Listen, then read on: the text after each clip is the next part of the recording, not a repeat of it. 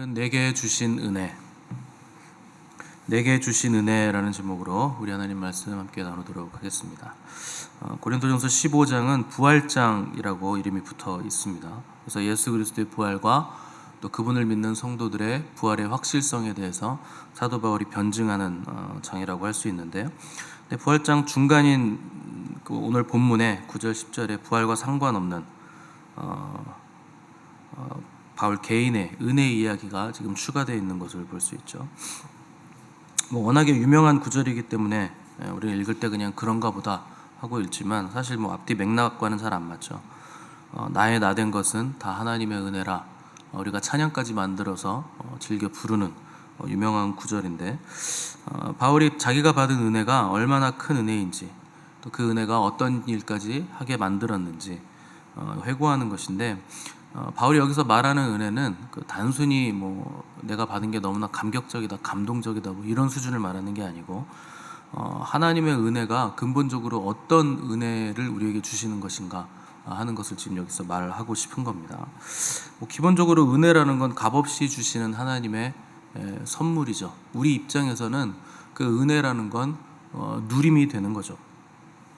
우리에게 공로가 없고 우리에게 근거가 없기 때문에 은혜는 우리에게 선물, 그리고 누림, 또 기쁨 이런 이미지로 다가오기가 굉장히 쉽다는 겁니다.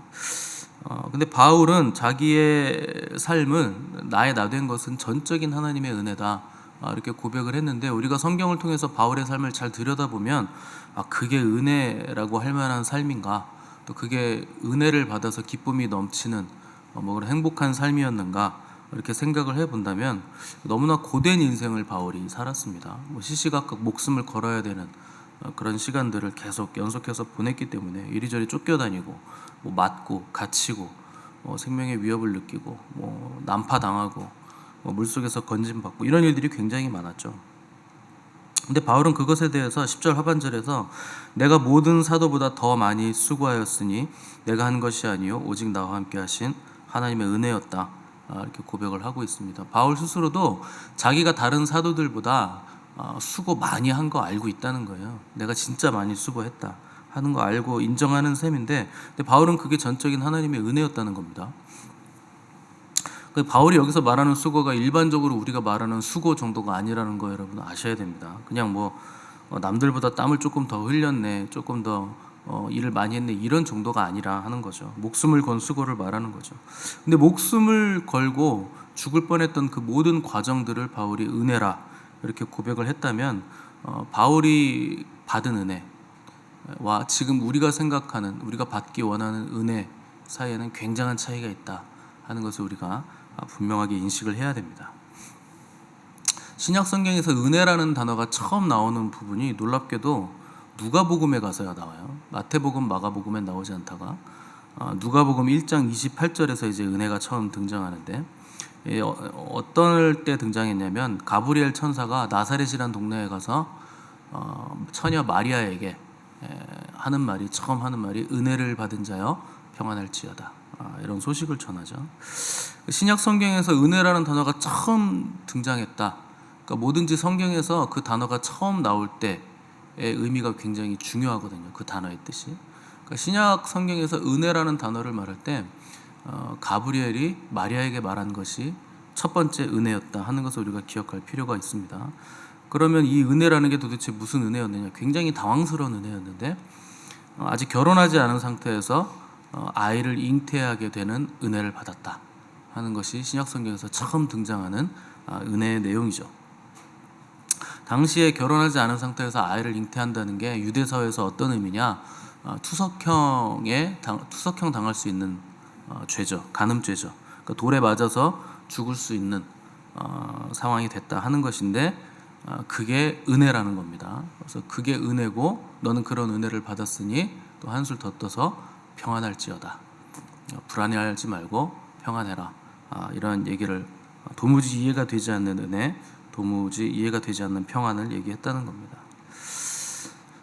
우리가 받은 은혜 중에 아마 가장 귀중한 거 하나를 꼽으라고 한다면 믿음일 거예요. 믿음은 은혜이고 하나님의 선물이기 때문에, 그 믿음으로 우리가 구원을 받기 때문에 우리가 받은 은혜 중에 귀중한 거 믿음이라는 은혜죠. 근데 초대교회 성도들이 이 믿음이라는 선물, 은혜를 받았을 때 그들이 지불해야 됐던 건 자기들이 목숨을 거는 거였습니다. 그러니까 너무나 좋은 선물이고 은혜인데 목숨을 걸어야 되는 거, 생명을 걸어야 됐다는 거예요. 그러니까 우리가 오늘날 생각하는 은혜와 이들이 받은 은혜, 생각하는 은혜는 완전히 다른 거였다는 거죠. 차원이 다른 은혜라는 거죠. 근데 은혜를 정말 제대로 받는 사람들, 은혜를 헛되이 받지 않고 은혜를 은혜되게 받는 사람들에게 은혜는 항상 이런 식으로 작동하게 돼 있습니다. 그냥 안락하고 기쁘고 평안하고 뭐 소중하고 행복하고 이렇게 오는 게 아니고 자기의 목숨과 생명마저도 걸어야 되는 은혜로 항상 우리에게 은혜가 온다는 거예요. 아브라함에게 하나님께서 내가 너를 복주고 너를 창대케 하리니 너는 복의 근원이 될지라 이렇게 얘기하셨는데, 아브라함은 자기 본토 친척 아비집을 떠나야 됐습니다. 그래야 그 복을 받을 수 있었어요. 그 조건이 붙어 있었다는 거죠. 당시는 국가가 뭐 이렇게 형성이 된 시대가 아니었기 때문에 공권력이 뭐 백성을 이렇게 보호해주거나 경찰이 뭐 보호해주거나 그런 시대가 아니었습니다. 그래서 뭐 부족 국가 시대였기 때문에 옆에 부족에서 쳐들어와서 뺏어가면 고스란히 다 빼앗겨야 되는 상황에서 친척 본토를 떠난다, 내 친족들을 떠난다 하는 것은 굉장한 위험에 노출되는 시대였다는 거죠. 그러니까 아브라함 입장에서 그 떠나는 게 굉장히 큰 모험이었고 위험을 감수해야 되는 상황이었는데 하나님 말씀에 의지해서 호롤단신 떠났다 하는 것은 아브라함이 굉장한 모험을 떠난 겁니다. 두려움의 자리로 한 발걸음을 내디딘 행위였다는 거죠. 근데 은혜라는 게 항상 이런 구조를 가지고 있는 거예요. 하나님이 은혜를 주시는데 그냥 행복하고 마냥 기쁘고 즐겁게 내어주지를 않는 겁니다. 그래서 동행하시는 은혜를 주시기 위해서 하나님은 떠나라고 하시는 거예요. 떠나지 않는데 하나님 어떻게 동행을 해주시겠습니까?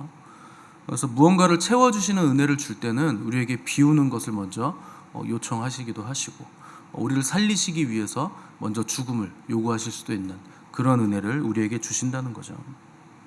그러니까 하나님의 은혜는 우리가 치러야 할 대가가 있는 은혜라는 거예요. 그냥 값없이 주어진다고 해서 그게 값싼 은혜이거나 공짜로 그냥 아무나 덥석덥석 받아 누릴 수 있는 그런 종류의 은혜는 아니라는 겁니다. 왜냐하면 그 은혜는 우리가 그 어떤 것을 치르더라도 다 할 수 없는 굉장히 소중한 은혜의 내용들을 담고 있는 은혜이기 때문에 그렇습니다. 그냥 우리가 받는 은혜가 그저 이 땅에서 잘 먹고 잘 사는 정도의 은혜 수준은 아니라는 거예요. 그래서 마리아는 자기에게 온 은혜에 대해서 주의 계집종이오니 말씀대로 이루어지이다 이렇게 아멘으로 받습니다. 그러니까 눈앞에 있는 상황은 굉장히 이건 불안한 상황이죠. 돌에 맞아 죽을 수 있는 상황이 됐는데 주의 계집종이오니 말씀대로 이루어질 겁니다. 그러니까 그 은혜를 은혜 되게 받는 자리로 마리아는 나아갔다는 겁니다. 뭐 우리 생각에는 그러면 마리아가 참 대단하다. 처녀의 몸에서 잉태한다는데 그걸 은혜로 받아들이고 아멘으로 이루어질 겁니다. 선포까지 하고 그런 삶을 살았으니 이제 마리아가 잉태를 하기만 하면 이제 좀 떵떵거리고 잘 살아야 되잖아요. 그 뭐 만왕의 왕, 만주의 주를 낳았고 메시아, 유대인의 왕을 낳았으니까 이게 뭐 인간 왕의 어머니 정도는 아닐지라도 그래도 이제 더 이상 뭐 모함을 당하거나 고생하거나 이런 건 없어야 되는데 여전히 지지리도 마리아는 고생만 하는 삶을 계속 살게 됩니다. 아이를 출산할 때도 호적하러 갔다가 장소가 없어가지고 노중에서 아이 낳았고 또 아이도 동물 밥그릇에다가 뉘었어야 되고 또 낳았더니 헤롯이 또 죽인다고 난리치는 바람에 또 천사가 와서 애굽으로 가라 그래가지고 또 이집트로 도망가야 되고 피신해야 되고 아무튼 계속 이사 다니고 피신하고 이런 고생하는 삶을 살았다는 거죠. 나중에 보시면 예수님이 공생애 때 사역을 하실 때 제자들과 함께 했는데 어머니가 찾아와요, 형제들하고. 그래서 이제 제자들이 예수님 어머니 찾아오셨는데요 그랬더니 예수님이 하신다는 말씀이 누가 내 어머니야? 이런 말씀을 하십니다.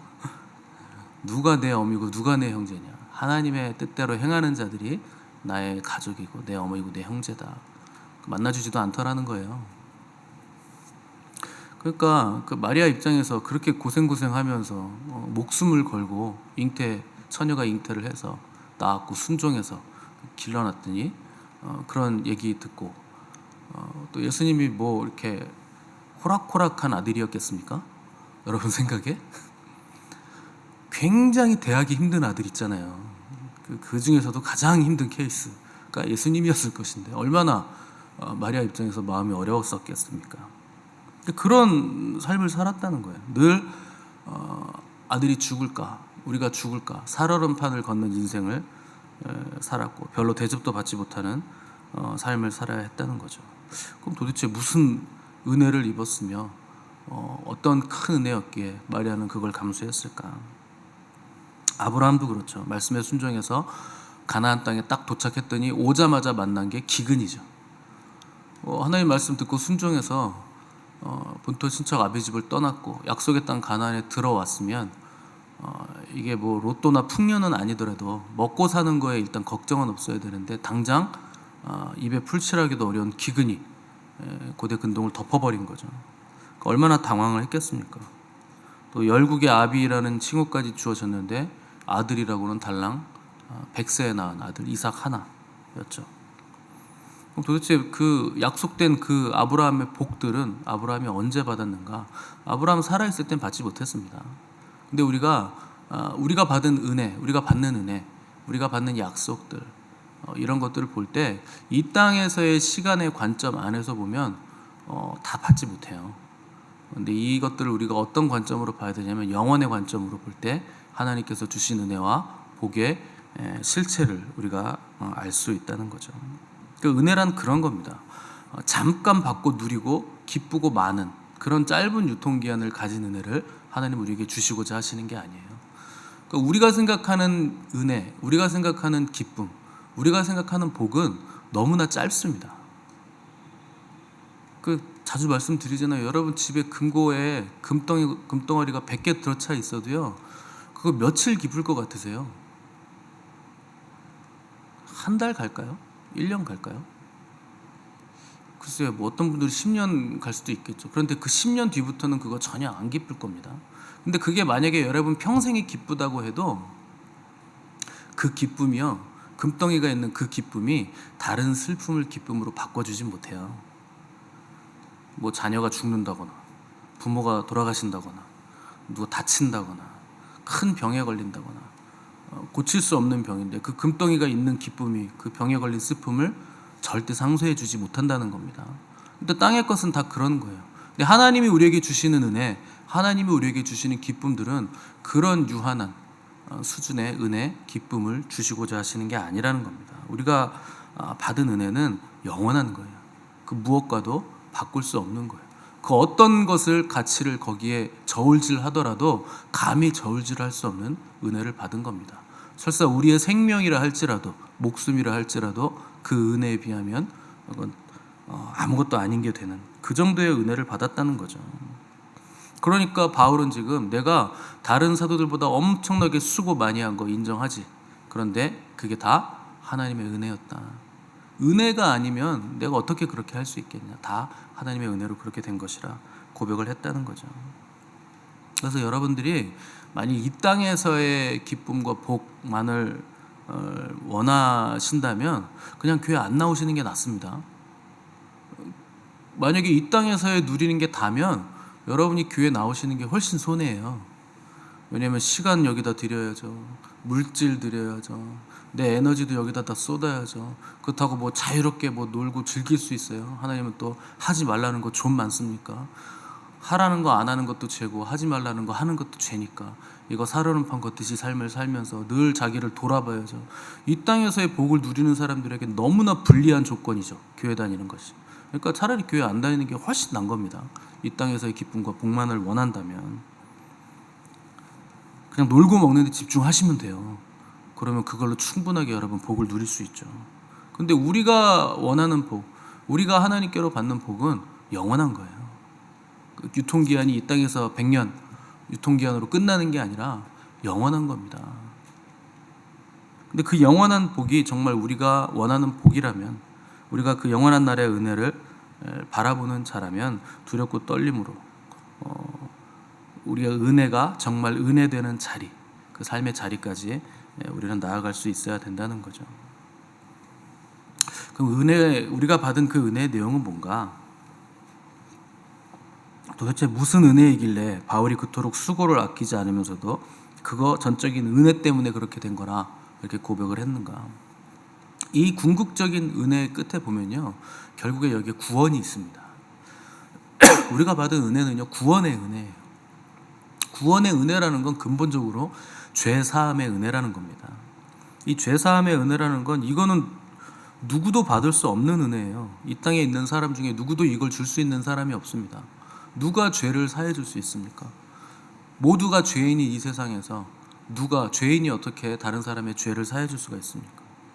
생각해 보죠. 죄 사함의 은혜가 하나님의 은혜인데 이 은혜가 없으면 방법이 없어요. 희망이 없는 거예요. 죄 사함의 은혜를 우리가 못 받았다면 이거는 진짜 희망이 없는 거예요. 이게 얼마나 큰 은혜인지 우리가 알아야 된다는 거죠. 근데 사람들은요, 이 은혜를 받고도 이 은혜를 당연시 여기는 거예요. 익숙해졌다고 당연시 여긴다는 거죠.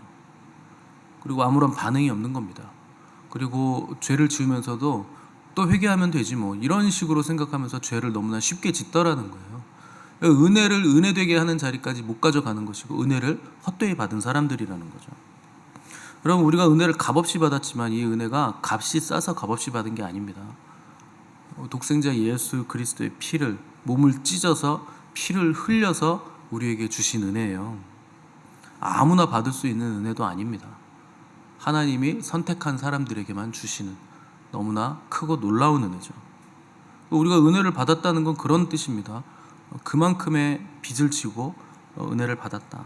우리가 받은 그 어떤 것으로도 값을 치를 수 없는 은혜를 받았다는 거죠. 그래서 내 것을 하나님이 다 가져가셔도 할렐루야예요. 갚을 길이 없어요. 여러분 지금 가지고 있는 재산 얼마쯤 있는지 모르겠지만 가지고 계신 집, 아파트, 뭐 무슨 집이든 간에 싹 다 하나님이 취하시고 여러분들의 건강까지 싹 다 가져가셔도 할렐루야라고 응답할 수밖에 없는 은혜를 우리가 받았다는 거죠. 근데 하나님이 오늘 가져갈게 하고 여러분의 재산을 싹 가져가면 여러분의 반응은 어떠시겠습니까? 이 은혜가 내게 족합니다, 하나님, 이렇게 할 수 있습니까? 우리는 늘상 은혜를 헛되이 받는 거예요. 계산기를 두드리는 거죠. 이거는 아니죠, 하나님. 아무리 나를 구원하셨어도 집을 가져가시는 건 아니죠. 재산을 가져가시는 건 아니죠. 그 재산과 하나님을 견주는 거죠. 구원의 은혜를 저울에 올려놓고 저울질하고 있다는 거죠. 우리가 가지고 있는 거 다 하나님 겁니다. 하나님 맡겨주신 것이고 하나님의 복으로 우리에게 더불어 복으로 우리에게 주신 거죠. 하나님이 취하셔도 할 말 없는 거예요. 주신 자도 여호와시요 취하신 자도 여호와이시니 여호와께서 찬양 받으실 것입니다. 그 욥의 고백이 우리의 고백이 되어야 된다는 거죠. 그 바울을 비롯한 사도들 또 초대교회 성도들은 이 은혜가 은혜되는 자리에 있었기 때문에 그들이 받은 은혜 때문에 목숨을 걸었던 거예요. 당시로서는 예수 그리스도를 믿는다는 건 죽음을 감수한다는 겁니다. 박해 시대에 예수님을 믿는다는 게 그렇게 쉬운 게 아닙니다. 그런데 그 은혜의 깊이와 넓이와 크기를 알았다는 거죠. 내 목숨 드려도 아깝지 않을 은혜다. 상관없다. 그렇게 고백을 했다는 거예요. 우리가 받은 은혜가 동일한 바로 그 은혜입니다. 하나님은 어제나 오늘이나 영원토록 동일하세요. 그분의 은혜도 어제나 오늘이나 영원토록 동일한 은혜입니다. 그때 초대교회 성도들이 받은 은혜, 그 은혜의 크기, 그 은혜의 넓이, 그 은혜의 깊이가 동일하게 오늘 우리가 받은 은혜의 크기와 넓이와 깊이의 은혜라는 거죠. 근데 그들은 왜 생명을 걸었는데 우리는 생명도 아닌 재산 같은 것들을 아까워하면서 하나님 앞에서 벌벌 떠는가? 우리가 은혜를 헛되이 받고 있다 하는 것을 바울이 오늘 우리에게 경고를 해주고 있는 겁니다. 우리가 지금 받는 은혜 굉장히 아름다운 은혜고 풍요로운 은혜고 감사한 은혜죠. 지금은 박해의 시대가 아닙니다. 우리나라는 박해가 있는 나라가 아니에요. 그러니까 여러분 자유롭게 예배 생활할 수 있는 은혜, 이거 굉장히 큰 은혜예요. 근데 자유롭게 새벽 예배를 아침부터 이렇게 나오셔가지고 하루를 예배로 시작한다? 이거 엄청난 은혜를 우리가 지금 누리고 있는 거죠. 그럼에도 불구하고 안 나오시는 분들은 기적 같은 일인데 하나님이 은혜를 더 세게 주시면 나오시겠죠. 여기서 말하는 은혜는 조직의 쓴맛을 보게 되는 은혜를 얘기하는 겁니다. 이게 쓴맛이 없으니까 이제 너무 평안하니까 은혜를 은혜되지 못하게 삶을 살아가는 거죠. 근데 우리가 새벽부터 이렇게 예배를 들을 수 있다는 거, 우리가 뭘 잘해서 이걸 누리는 겁니까? 자유롭게 하나님을 섬기고 예배할 수 있는 거, 우리가 뭐 다른 초대교회 성도들보다 더 믿음이 좋아서, 더 잘나서, 더 많이 드려서 이런 걸 누리는 걸까요?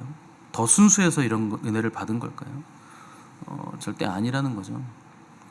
그게 아닌 걸 우리가 안다면 왜 오늘날 우리에게 이런 은혜가 주어졌는지를 생각을 할 수 있어야 돼요. 우리가 어떤 삶을 살아야 되는지도 생각을 해봐야 된다는 겁니다. 그래야 은혜가 은혜되는 자리, 은혜를 받은 자로서 마땅히 나는 어떤 삶을 살아야 하는 것인가를 고민하는 자리까지 나아가게 되는 것이고, 그 고민 가운데서 하나님이 무엇을 기뻐하시는가, 하나님이 무엇을 요구하시는가, 내가 어떻게 삶을 살아야 하는가 하는 것을 살아내는 자리까지 우리가 나아갈 수 있게 된다는 겁니다. 그것이 내게 주신 은혜, 우리가 받은 은혜에 대한 마땅한 반응이고, 그 은혜가 은혜되는 자리까지 끌고 가는 우리의 마땅한 성도의 삶의 태도라는 겁니다. 이것을 꼭 기억하시고, 오늘 우리가 받은 은혜는 뭔가, 지금 내가 누리고 있는 은혜가 얼마나 큰 은혜인가, 내가 가지고 있는 것 중에서 이 은혜와 비길 게 있는가, 내가 저울질할 만한 것이 있는가, 내가 은혜의 깊이를 알고 있는가 하는 것을 생각하시길 바라고, 은혜가 헛되지 않게 되는 자리, 또 은혜를 받은 자의 사명의 자리, 또 은혜를 받은 사랑의 마땅한 그 삶의 모습으로 오늘 하루를 살아가시는 저와 여러분 되시기를 바랍니다. 우리 함께 기도하겠습니다.